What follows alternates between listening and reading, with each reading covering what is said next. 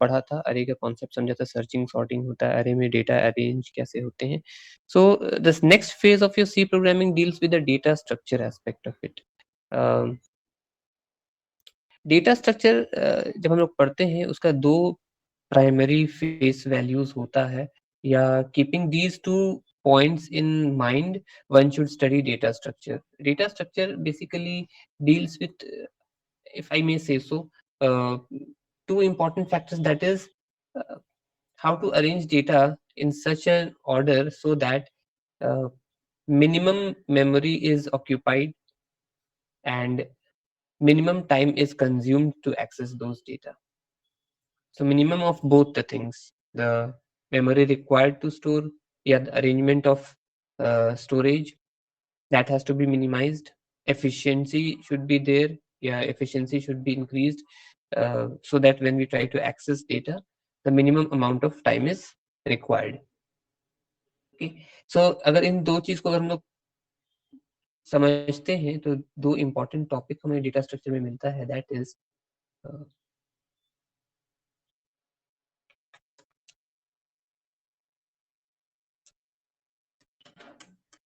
time complexity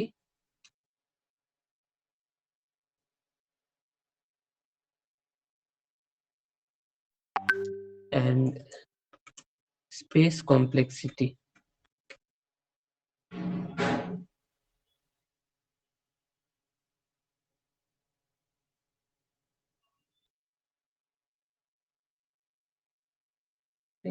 Time complexity and space complexity. First, we'll try to understand what is space complexity. So, as mentioned today earlier, that हम लोग जब variables को store करते हैं, ठीक है ना? Think of a program where we have been asked to store the marks of 5 subjects of a student, and we have to display the total marks and average marks. Once again, I'll repeat. Think of a program where a student has been asked to store the marks of 5 subjects, and system will compute and display the total marks and average marks. Okay, तो इस programme के लिए हमें total कितना variable चाहिए होगा? Anyone?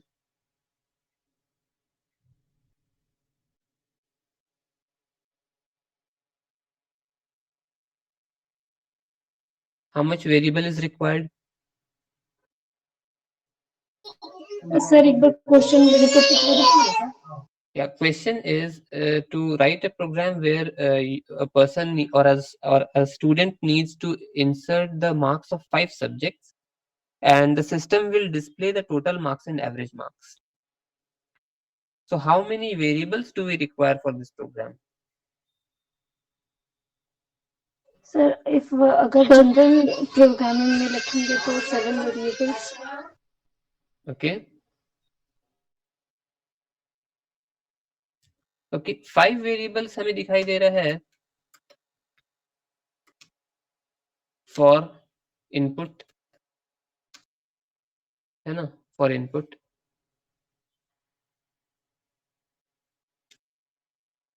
दो दिखाई दे रहा है फॉर आउटपुट.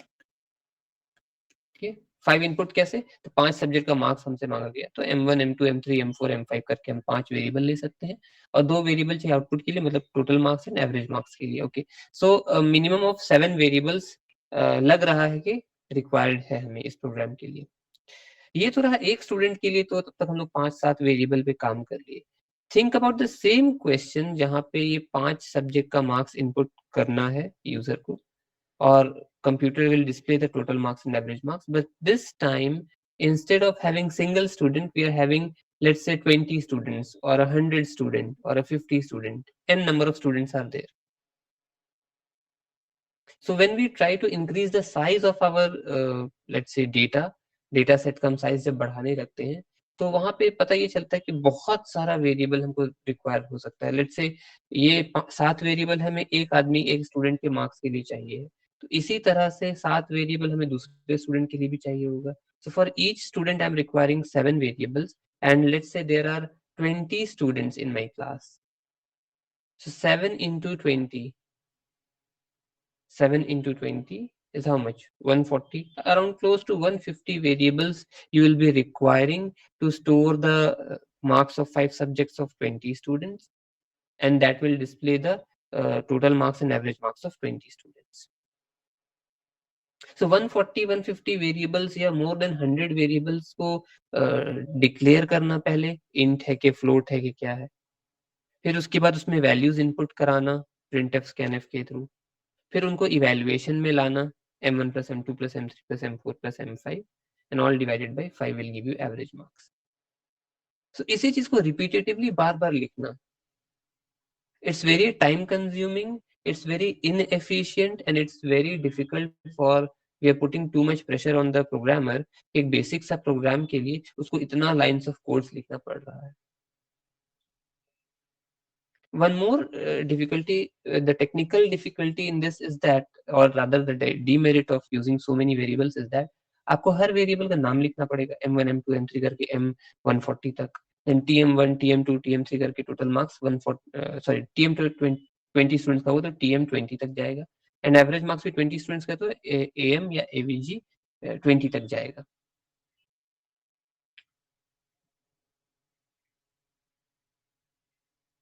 ठीक है, तो इस तरह से तो इतना वेरिएबल्स को कंस्ट्रक्ट करना, नाम याद रखना, ये inefficient way of programming. Also, when we create so many variables and compiler जब variables को read करता है, it tries to store the values of the variables. variables के लिए memory allocate करता है. हम लोग जब variable पढ़ रहे थे उसको हम लोग डिस्कस कर चुके हैं, memory cell का हम लोग डायग्राम बना करके देख रहे थे.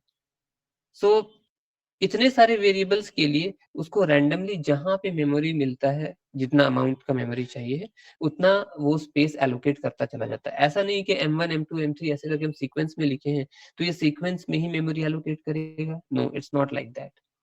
रादर ये रैंडमली जहां उतना अमाउंट ऑफ स्पेस चाहिए depending upon the data type, तो उतना स्पेस को एलोकेट करता चला जाता है. So it can be most likely random memory allocation, जहां स्पेस पहले मिल गया वहां पे एलोकेट कर दो.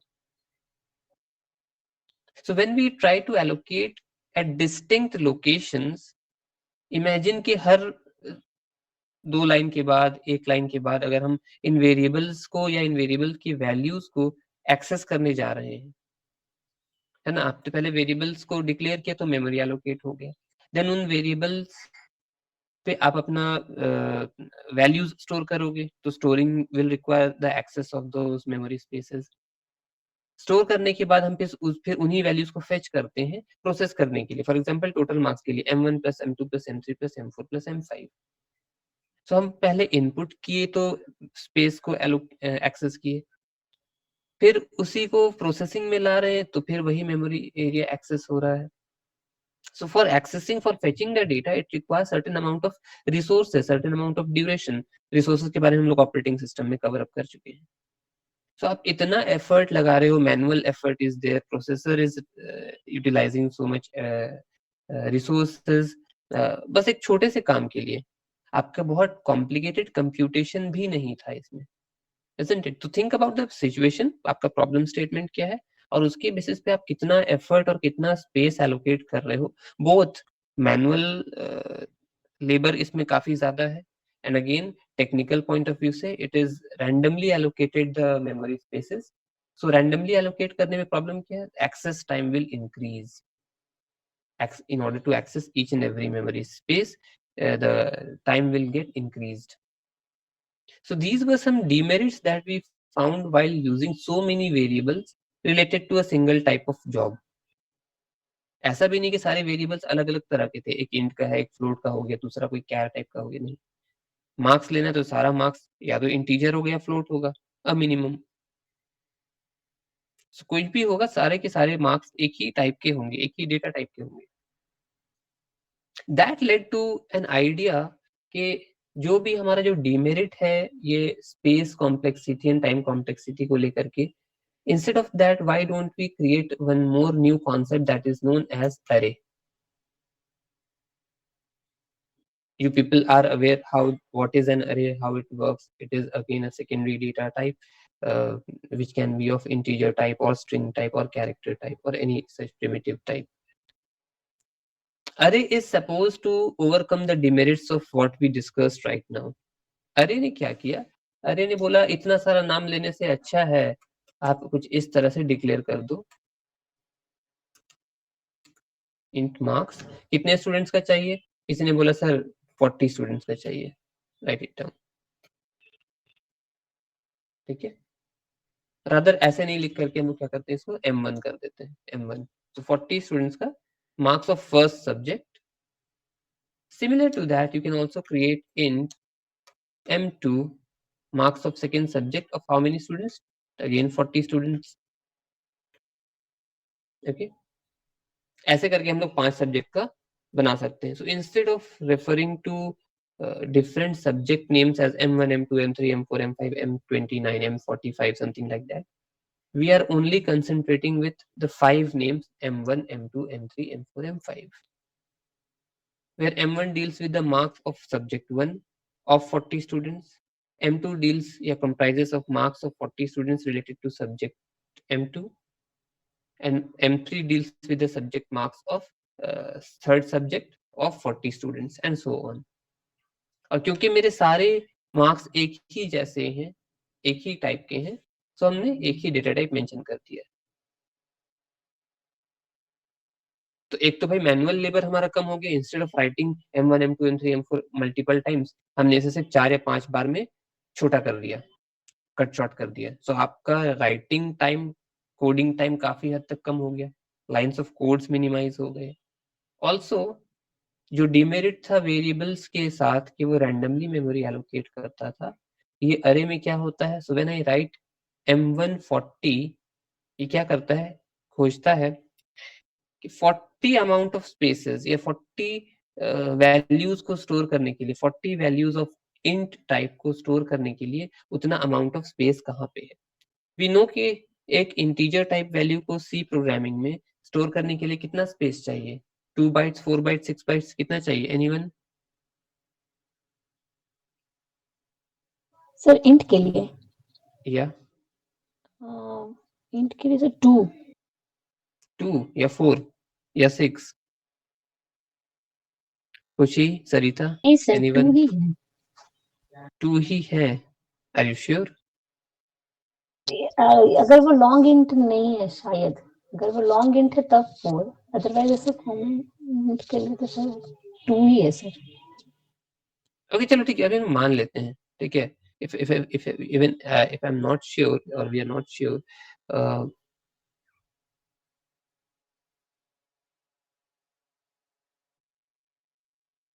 ओके, सो ये int का जो आपने 2 बाइट्स बोला है और other 4 bytes, it's totally dependent upon the type of compiler that you're using. If it is an 8-bit compiler, then yes, 2 bytes of memory is required. Otherwise अगर 16-बिट compiler है तो वहाँ पे 4 बाइट्स ऑफ मेमोरी चाहिए, ठीक है। तो हम लोग यूजुअली अभी जो 16-बिट कंपाइलर पे काम करते हैं उसके बेसिस पे we say 4 bytes of memory, okay. Even your answer is correct, but that has to be specified कि ये 8-बिट कंपाइलर का आंसर, ओके, ठीक है। नाउ सो हमें पता है कि लेट्स से 2 बाइट्स ही मान लेते हैं, चलो फॉर द टाइम बिंग। सो एक इंटीजर वैल्यू को स्टोर करने के लिए 2 बाइट्स चाहिए, we have 40 values of integer type, so 40 into 2 is 80 bytes of memory is required just to store the values in m1 या for m1. so 80 bytes का memory उसे जहां एक साथ इकट्ठा मिलेगा साइड बाय साइड, उसको वो क्या करेगा, एलोकेट कर देगा या रिजर्व कर लेगा by the name let's say m1, जो वेरिएबल या अरे का नाम होता है उसी नाम से। कुछ इस तरह का हमें एक स्पेस बड़ा सा मिल जाता है और उसमें हम लोग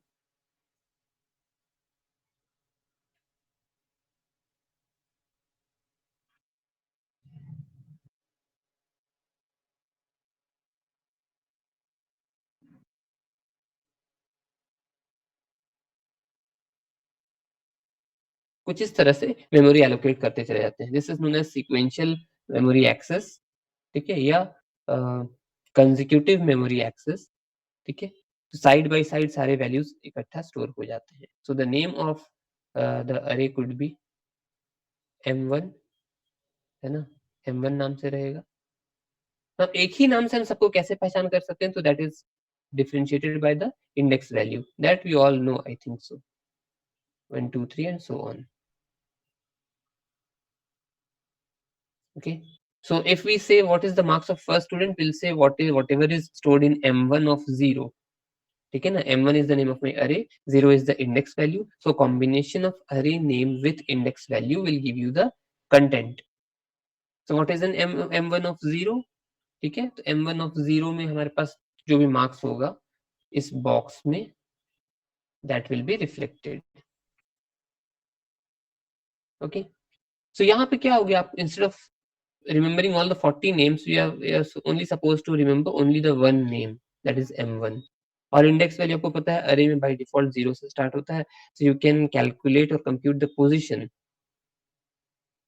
so ये काम काफी हद तक इम्प्रूव हो गया, सारे के सारे वैल्यूज एक साथ इकट्ठा एक जगह पे आ गए हैं, तो एक्सेस टाइम तो हमारा बहुत हद तक रिड्यूस हो गया, बिकॉज सारे वैल्यूज एक साथ एक जगह पे, तो एक्सेस करने में तो कम समय ही लगेगा ना. इमेजिन अभी हम लोग जैसे सब कोई अपने घर पे बैठे हुए, okay, someone would be at Sakshi, कोई सुनारी में होगा, कोई डिमना में होगा. अब इमेजिन करो हम अगर हम प्रोसेसर है और हम जा करके या हम जा करके इंडिविजुअली हर एक को घर पे जा करके डेटा दे रहे हैं या पढ़ा रहे हैं, तो कंपेरेटिवली क्या बहुत ज्यादा समय लग जाता, हमको हर एक तक पहुंचने में समय लगता, फिर वहां उसके साथ जो प्रोसेसिंग के लिए जो डेटा चाहिए या जो प्रोसेस करना है वो काम करने में समय लगता, फिर करके वापस दूसरे डेटा तक पहुंचने में समय लग जाता.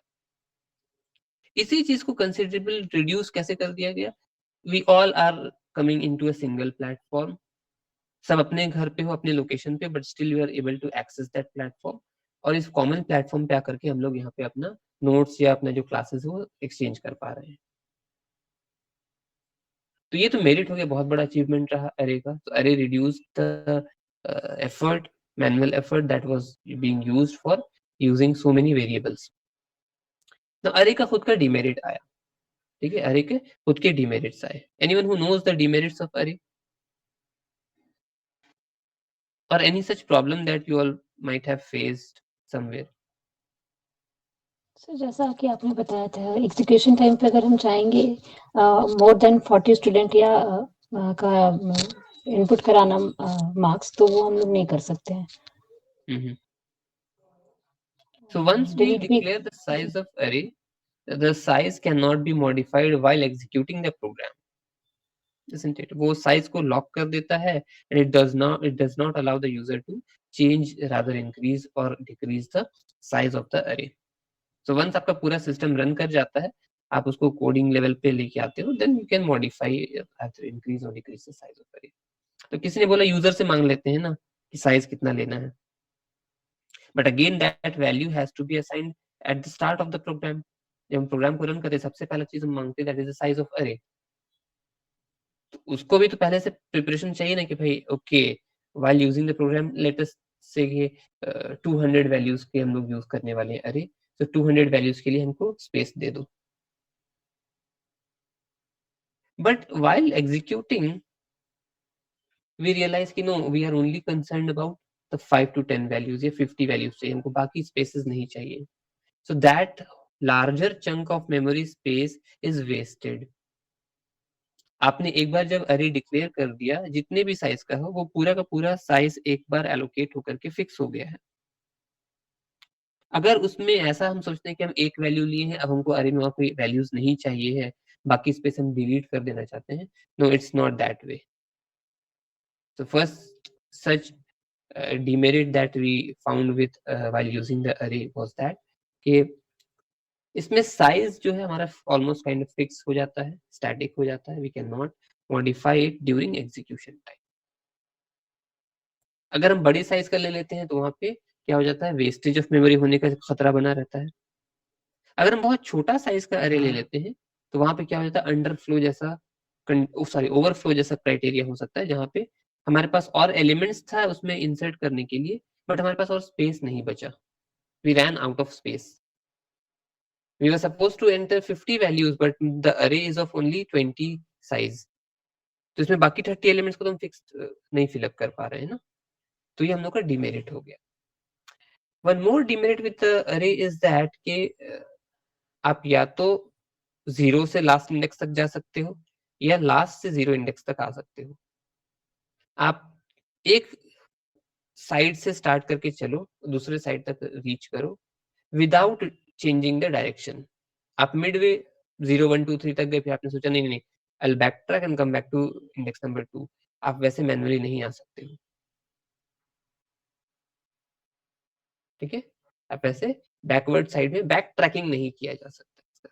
रिवर्स वे में हम लोग मिड वे से नहीं चल सकते हैं। Either you can start from the start index और you can start from the last index, it's up to you. तो ये जो डीमेरिट दिखाई दिए अरे के, ठीक है, इसको ओवरकम करने के लिए हमें हमारे पास क्या मिला? तो we got the idea of linked list, ठीक है। Linked list, I think we have studied what is linked list. Yes, sir. Okay, could you quickly give us a briefing about what is the linked list, how it overcomes the demerits of array?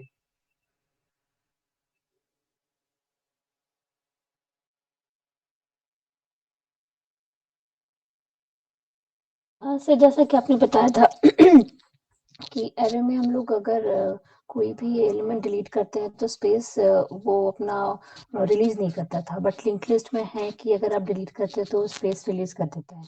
और इसमें जैसे array में size हम लोग नहीं change कर सकते थे, लिंक लिस्ट में हम लोग कर सकते हैं। Very good, perfect, thank you. One more thing that we could add to the merit of linked list that overcomes the demerit of array. array में हम बीच में से डेटा इंसर्ट नहीं कर पाते थे, ठीक है ना। आप इंसर्ट करोगे एक बार once and that's it, it's done. Link list ने क्या किया, इसने बोला कि अरे का ही कॉन्सेप्ट जैसा लेकर के चलते, we try to merge the concept of both array and variable and we merge them to get the result for linked list. So linked list would look like something like this. We'll have a head space or start, then it will consist of nodes,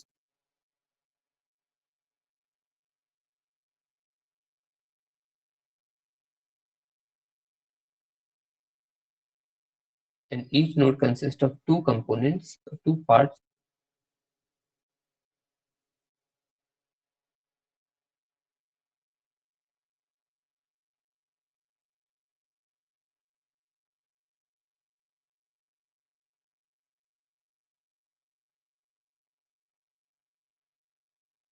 Okay, so this is how a node looks like, and we know that the first part of the node comprises of the data which we are dealing with, and second part of the node consists of the address of next node, isn't it? अब इसमें क्या है, इसमें सारे values जो है वो separate है, सेपरेटली उनको मेमोरी एलोकेट हुआ होगा डिस्टिंक्ट लोकेशंस पे, but all are joint together through this linked concept, that is each node consists of the address of next node. और जब लास्ट नोड पे हम पहुंचेंगे तो उसके आगे तो और कोई नोड फिलहाल नहीं होगा, तो that will contain the in the address space the value of null, okay, null, ठीक है, फाइन, ये हो गया। अगेन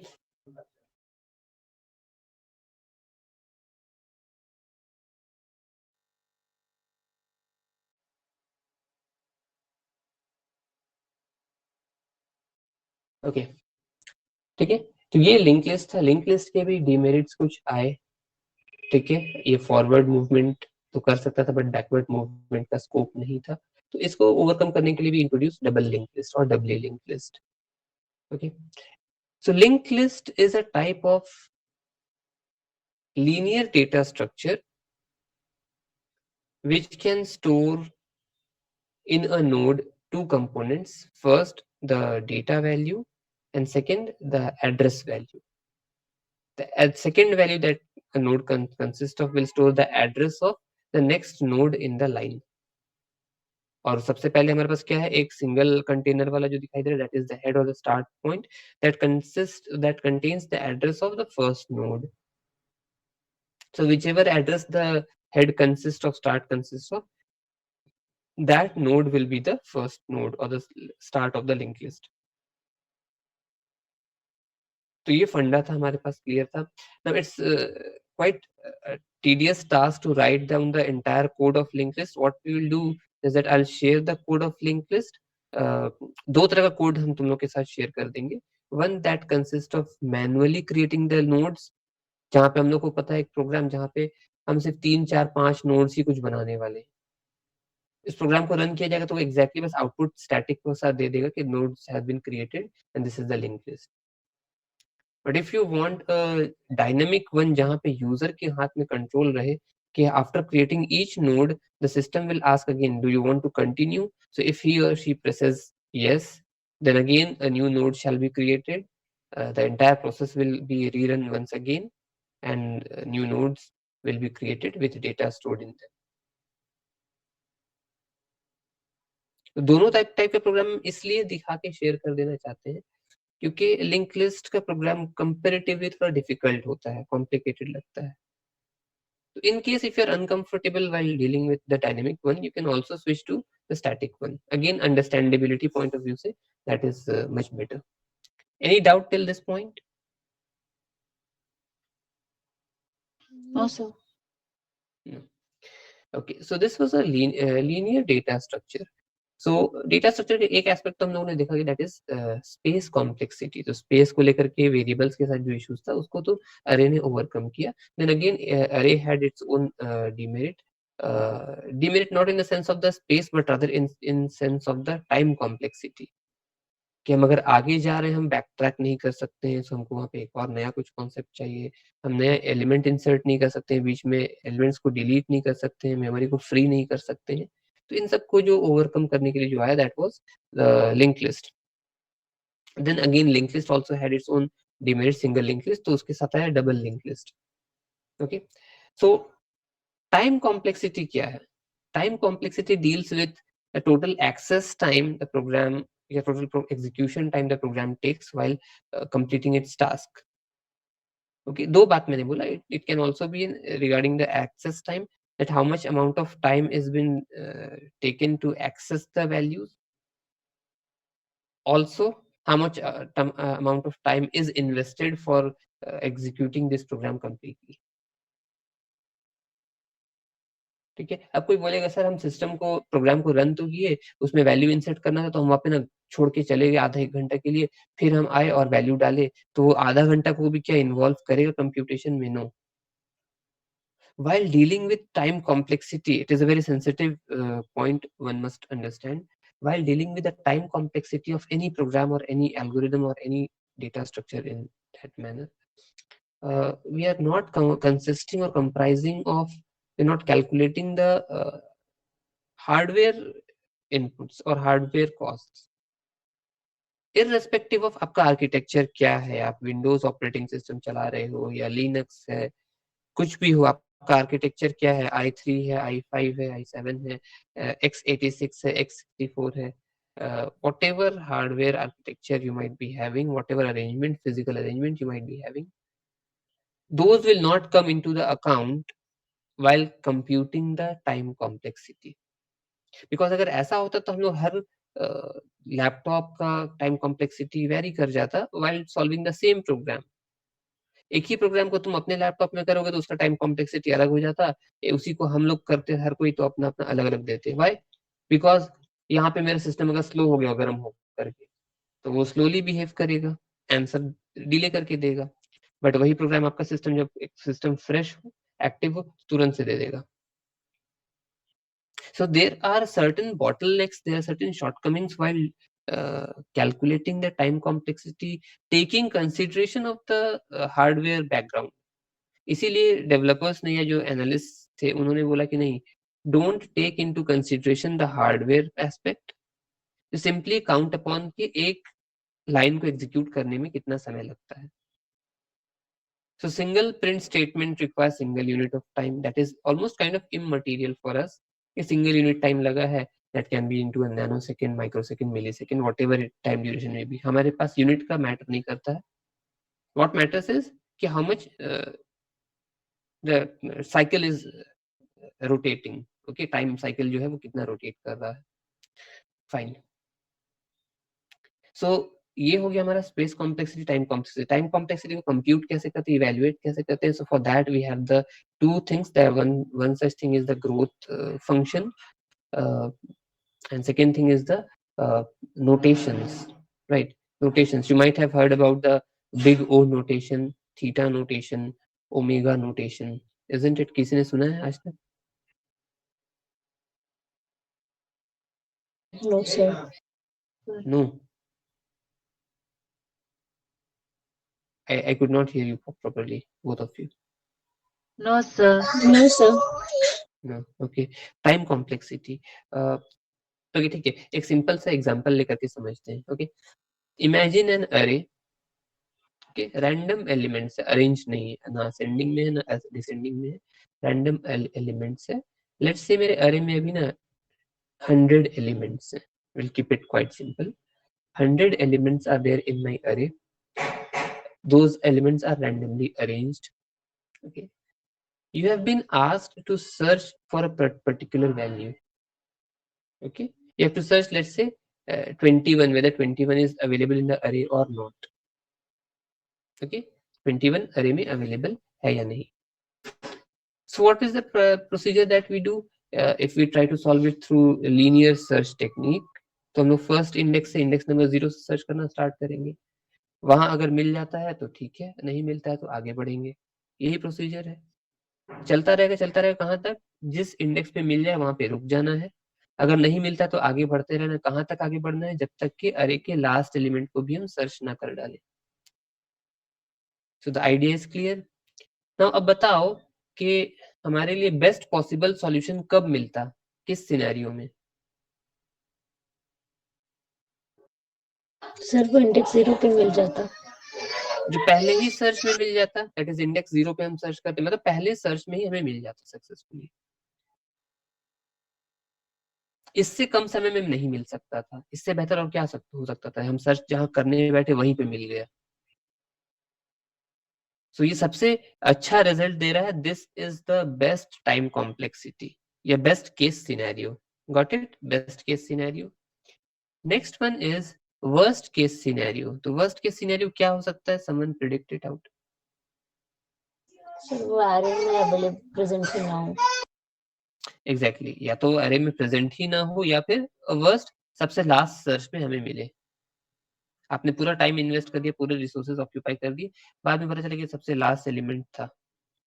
अगर ये बात हमें पहले से पता रहती तो हम लास्ट इंडेक्स से सर्च करना चाहते तो मेरा बेस्ट केस टाइम कॉम्प्लेक्सिटी में कन्वर्ट हो जाता.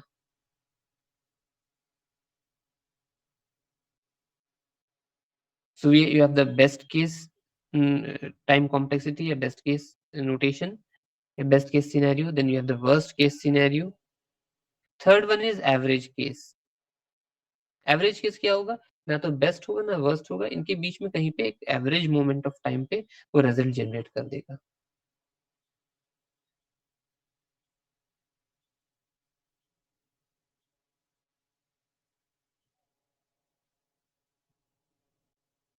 Got it? तो इसी तरह से इन्हीं कॉम्प्लेक्सिटीज को या टाइम कॉम्प्लेक्सिटीज को तीन एस्पेक्ट में डिफाइन किया गया है. Theta notation, big O notation and omega notation, although we also have two more notations but that is I think beyond the scope of our study. ठीक है, तो जैसे बिग ओ बोले तो स्मॉल ओ भी है, बिग ओमेगा है and then I think small omega है. ऐसे तो we are only comprising of three things, big O notation, theta notation and omega notation. इनका कुछ नोट्स हम शेयर कर देंगे. You go through those notes, try to analyze the things. Okay, और उसके बाद उसमें हम लोग कुछ अगर डाउट्स रहा तो डिस्कस कर पाएंगे. सो लिंक लिस्ट का प्रोग्राम हम लोग को नेक्स्ट क्लास में शेयर करना है. I will do that. Moving forward, one more type of linear data structure is there that is known as stack.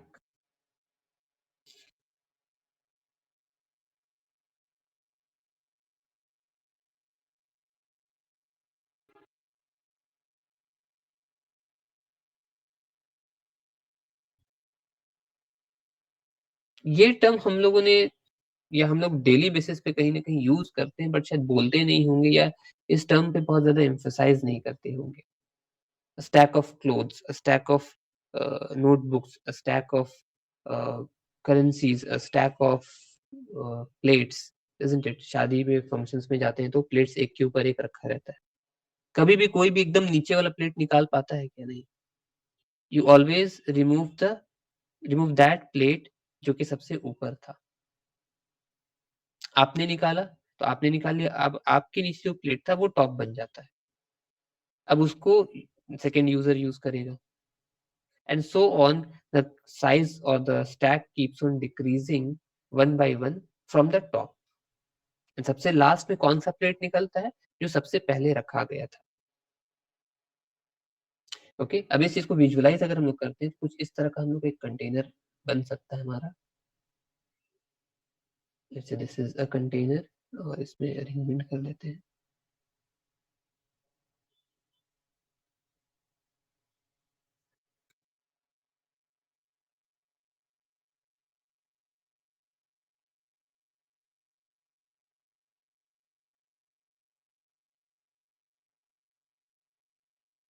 Okay, let us say this is a stack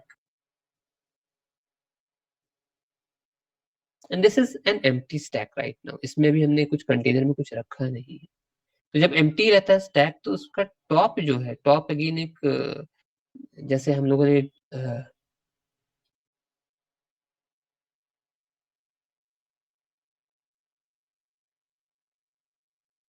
top is equal to -1 है. अभी top is equal to -1.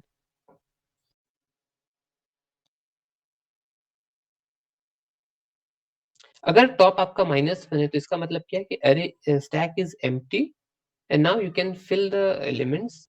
Late us say हम numbering यहाँ पे कर दें just for our consideration. हम लोग इसको अच्छी तरह समझने के लिए. It has nothing to do with array कि 0 से ही स्टार्ट होता. हम लोगों ने भी मान लिया कि पोजीशन क्या है. okay?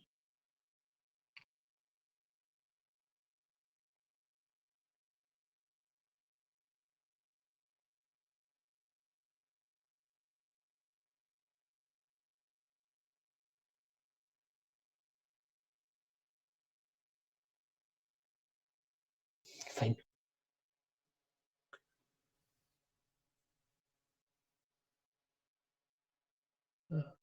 Okay. Okay. So when I try to insert any element, so that element will be stored, let's say over here, 20. Okay.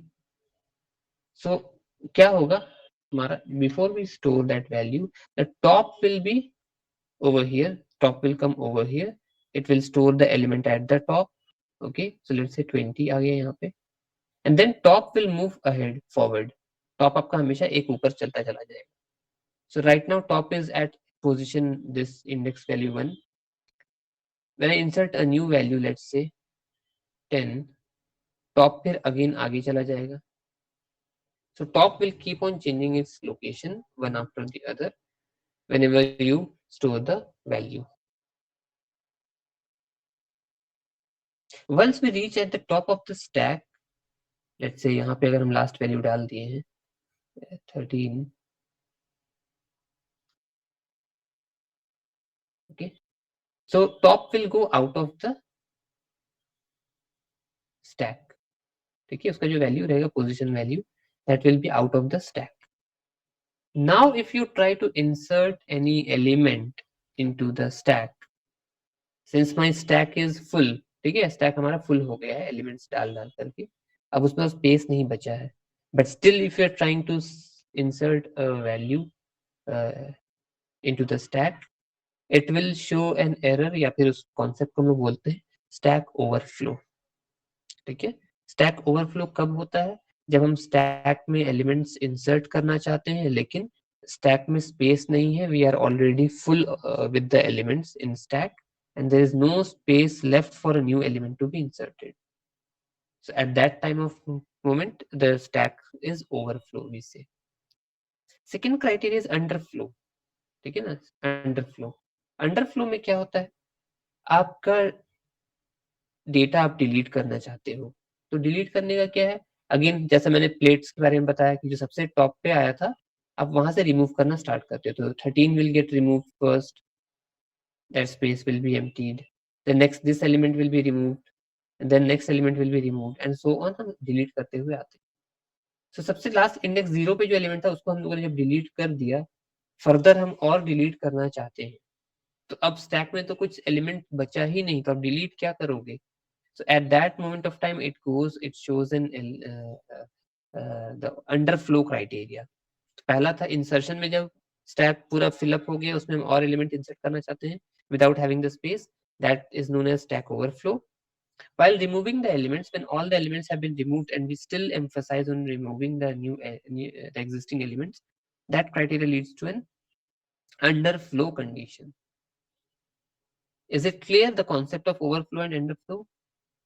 Yes, sir. Okay. Yes, sir. So ये बात तो हम आसानी से बोल गए हैं, इसका 3-4 लाइन का ना स्निपेट है. Now what is a snippet? Snippet is not the entire program, but rather only that component of the code or the program that deals with that criteria. मतलब छोटा सा हिस्सा है जिसमें आपको ये काम बताया गया कि ओवरफ्लो और अंडरफ्लो चेक कैसे करते हैं. ठीक है, ये हो गया. स्टैक का एक और नाम भी हम लोग सुने होंगे शायद, that is known as LIFO, last in and first out. Last in first out, जो सबसे लास्ट इंसर्ट हुआ था हमारे स्टैक में वही सबसे पहले निकल भी रहा है, isn't it? यही है स्टैक में सबसे इंपॉर्टेंट चीज क्या है. तो ये 2-3 पॉइंट्स है. व्हाट इज स्टैक, लीफो का कॉन्सेप्ट, टॉप क्या है, what is the role of top, how does it operates, overflow underflow क्या है. ठीक है, इतना थ्योरी है. इसको आप एक रात में भी बैठ करके अगर नोट्स बना लेते हो तो बहुत अच्छे से ये समझ में आ जाएगा. आज क्योंकि हम लोग इसको पढ़ लिए हैं, एक तरह का रिकॉल कर लिए हैं, तो just give it a thought कि इसको पढ़ लेना है कहीं से. ठीक है, पीडीएफ हो, बुक्स हो, व्हाटएवर यू हैव, तो कॉन्सेप्ट पूरा क्लियर हो जाएगा. इतना ही थ्योरी इसमें पढ़ना है. Next, application of stack.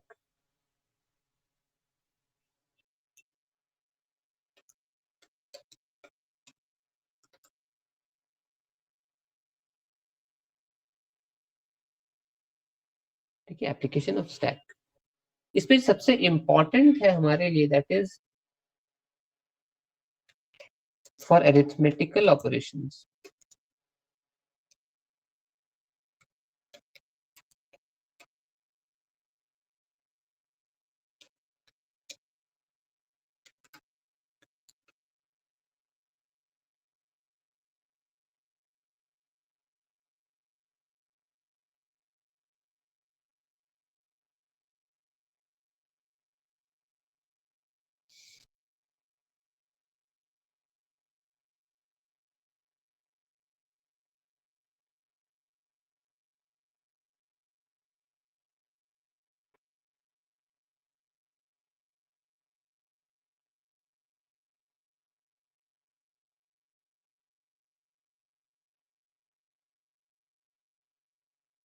Fine, ये अरिथमेटिकल एक्सप्रेशंस क्या है. Okay, so in order to understand the arithmetical expression, there has to be a proceeding that needs to be understood. The rule factor is there. So for arithmetic operations, we know, हम लोग operators के बारे में पढ़े हैं C में. We have the plus, we have the minus at one level. Okay, so हम table बना देते हैं. That will be beneficial for all of us.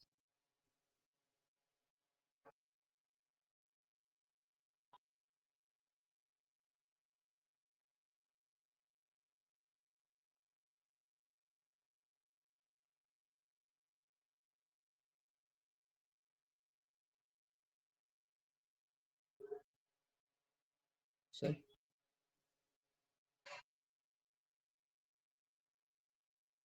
I'll write it down quickly.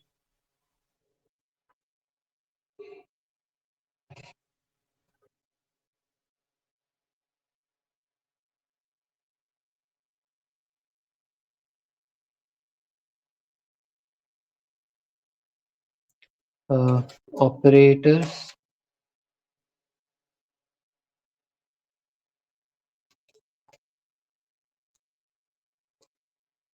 then we have the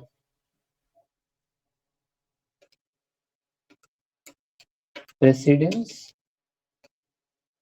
and then we have the associativity. Okay, इसमें बहुत सारे operators होते हैं I'll only name the basics one, जो हम लोग I think exams perspective से भी जिसको हम लोग काम में लाने वाले हैं. Okay, the first operator is the exponent one. Exponent power के लिए जो हम यूज करते हैं 2 to the power 3, तो वो exponent के लिए ये वाला operator. It has got the highest precedence.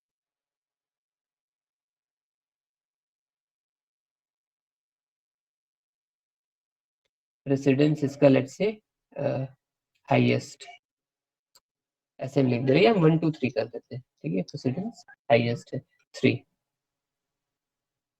Its associativity is from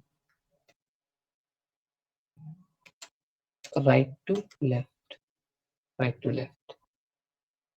The next operator set of operators are multiplication and division. Both belong to same level. Okay, same precedence level. So they will be having a precedence level of 2, lower than the exponent 1, and they have the associativity from left to right. Finally, we have the least one in this table, the plus along with minus. Okay, they have the associativity of 1. Again, is from left to right.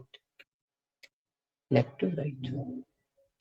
Again, हाँ, जब हम लोग solve करेंगे तो इसमें एक और बात इस पे डिस्कस कर देंगे. तो फिलहाल ये 5 ऑपरेटर्स हमारे पास हैं. द हाईएस्ट प्रेसिडेंस मतलब हाईएस्ट इंपॉर्टेंस. अगर ये ऑपरेटर्स हमें मिल जाते हैं तो पहले कौन सा ऑपरेटर को सॉल्व करना है. If you guys are aware about the BODMAS rule, जो हम लोग मैथ्स में बचपन में पढ़ते थे, 6 7 8 में पढ़ाया जाता है BODMAS rule, brackets of division, multiplication, addition and subtraction. Just similar to that, or in addition to that, if we have been given the exponents, the brackets, all those things, तो इसको solve कैसे करेगा compiler. Compiler treat कैसे करके कहाँ से start करना है, क्या पहले मल्टीप्लाई कर दे या डिवाइड कर दे, कुछ तो रूल होगा ना. So that rule has to be followed based on this table. The operators are there, they have their precedency and associativity. Associativity को फिलहाल अभी हम लोग रुकते हैं. We are only concerned with the precedence. Associativity हम लोग जब stack के through expressions को solve करेंगे, then we will discuss about it. For the time being, I'll just give you a reference head over here. Okay, इसको याद रख लीजिए, screenshot ले लीजिए please. I think it will be helpful in the next example जो भी हम solve करेंगे. Okay. I'm writing the expression as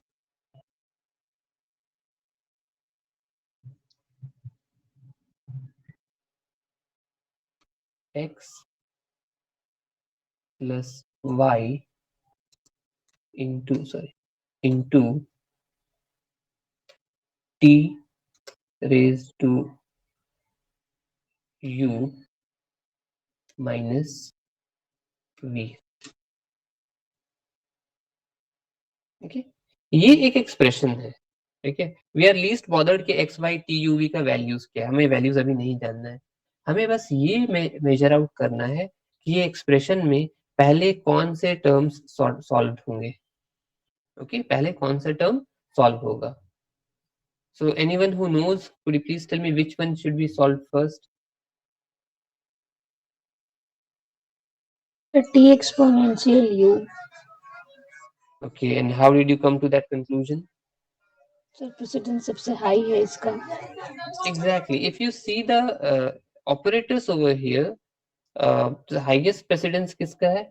Exponent का. So this exponent part must be solved at first. So this one is named as 1. हम इसको 1 name कर दे रहे हैं. So t exponent u will give you some result, and उस result को हम लोगों ने 1 में store कर रखा है. Just think about it in that way. Next we have plus and then into and then minus. Again go and look into the precedence. Plus into और minus में higher precedence किसका है? Sir, into. Into sir. Into, तो ये y into ये यहाँ 1 पे जो result है इसके साथ होगा. This one will give you a result as 2.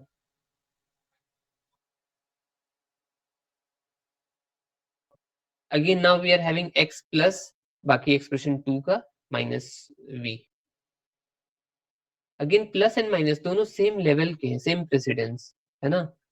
जब ऐसा हमको एक सेट ऑफ ऑपरेटर्स मिल जाए जिनका प्रेसिडेंस लेवल सेम हो, उस टाइम पे हम लोग एसोसिएटिविटी चेक करते हैं। ठीक है ना, एसोसिएटिविटी चेक करते हैं। एसोसिएटिविटी क्या बोल रहा है regarding plus and minus? Plus and minus वाले कॉलम में अगर हम देखते हैं या उसके रो में, तो एसोसिएटिविटी बोलता है लेफ्ट टू राइट। मतलब क्या होगा? सिंपल है, आप इस अरिथमेटिक एक्सप्रेशन को लेफ्ट टू राइट ऑब्जर्व करो and whichever of the two operators arrives first will be solved first। अगर ये बात समझ में आई तो बताइए कौन सा सॉल्व होगा पहले? Sir x plus 2 then minus b। Okay, clear है सरिता? यही आंसर है। हाँ सर। तो x प्लस ये 2 वाला जो एक्सप्रेशन है, this will give you the third result, और उस थर्ड रिजल्ट के साथ ये माइनस b वाला सॉल्व हो जाएगा, तो give you the final result as 4। Got it? सबको समझ में आया? Yes sir. ठीक है, तो ये तो एक छोटा सा एग्जांपल हम लोगों ने यहाँ पे हम लोग एक्चुअली सॉल्व नहीं कर रहे, बस we are trying to evaluate the steps based on the table of precedence and associativity. Today I'll be sharing most likely, if not today then tomorrow morning, इनका कुछ न्यूमेरिकल वैल्यूज हम लोग share कर देंगे, और उसको इसी तरह से आपको इवैल्यूएट करके इसका सीक्वेंस भी बताना जैसे अभी हम लोगों ने डायग्रामेटिकली बनाया है, और इवैल्यूएट करने के बाद फाइनल रिजल्ट क्या होगा, if so then do let us know कि इसका फाइनल रिजल्ट क्या होने वाला है। नेक्स्ट क्लास में हम लोग स्टैक का बहुत इंपॉर्टेंट इम्प्लीमेंटेशन देखने वाले हैं। ठीक है, but I think we have still 5 to 10 minutes. Proceed करते हैं। ठीक है,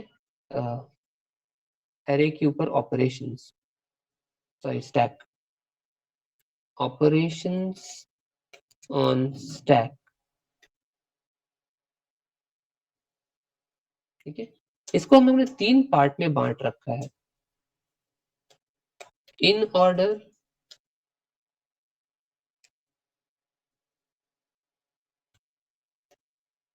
pre order, third one is post order. Post order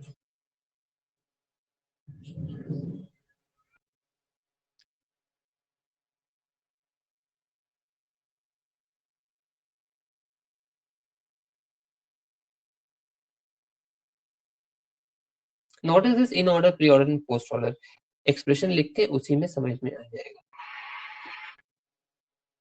If I'm writing z equal to, or rather simply I'll write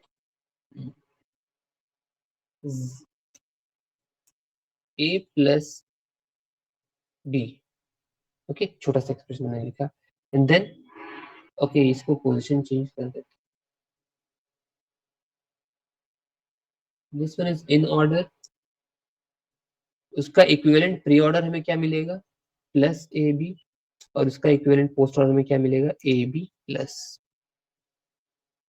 so in order का मतलब क्या है, जो generally हम लोग आमतौर पे डेली बेसिस पे जो इक्वेशंस लिखते हैं, जहां दो ऑपरेंड या दो वैल्यूज के बीच में एक ऑपरेटर आ जाता है, आइदर प्लस और minus, any arithmetic operator.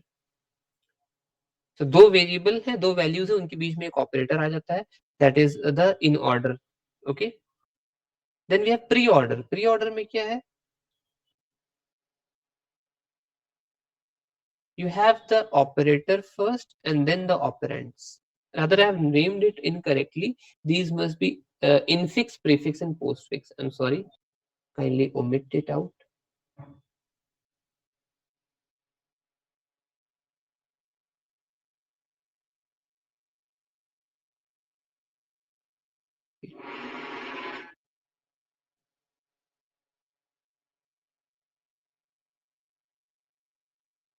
The correct name should be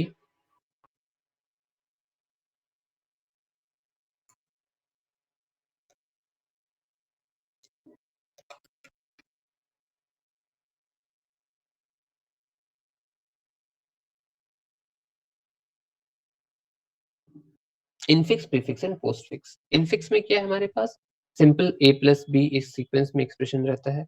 again if you turn out the expression and keep the operator before and then the operands later stage, तो वो हमारा प्रीफिक्स हो जाता है। पोस्टफिक्स क्या है, पहले एक्सप्रेशन के ऑपरेंड्स या वेरिएबल्स लिख दो और बाद में ऑपरेटर को लिख लेना। That is the postfix. ये देखने में आसान लग रहा है बट इसका कॉम्प्लिकेटेड एक्सप्रेशन जब हम लोग को मिल जाता है, जैसा कि हम लोगों ने लेफ्ट साइड में सॉल्व किया एक्सप्रेस y इंटू टी, है ना, वैसे एक्सप्रेशन अगर मिल जाए, उससे भी बड़े कॉम्प्लिकेटेड एक्सप्रेशंस मिल जाते हैं जहाँ पे ब्रैकेट्स भी इंक्लूड हो जाता है, तो उनको कैसे कन्वर्ट किया जाए into prefix and postfix from infix.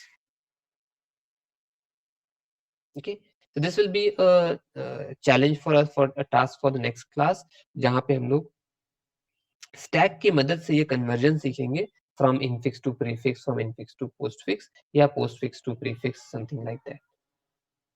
Okay, so I hope so this much topic is clear till now. Yes, sir. Yes, sir. Yes, ठीक है, sir. काइंडली इन टॉपिक्स को प्रिपेयर थोड़ा कर लीजिएगा, तो कल जब नेक्स्ट क्लास समझेंगे हम लोग तो वो समझने में आसानी होगी। ठीक है, till then that's it from my side, have a nice day, bye bye. Thank you, sir.